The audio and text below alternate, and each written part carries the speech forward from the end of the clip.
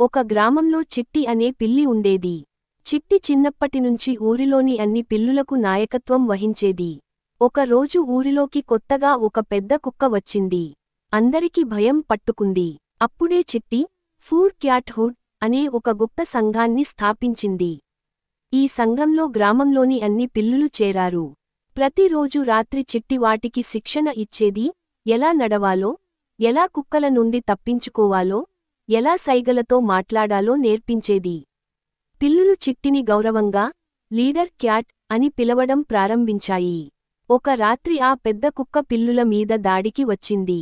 కానీ ఫూర్ cat hood plan ప్రకారం పిల్లులు సమర్థంగా కలిసి పని చేశాయి.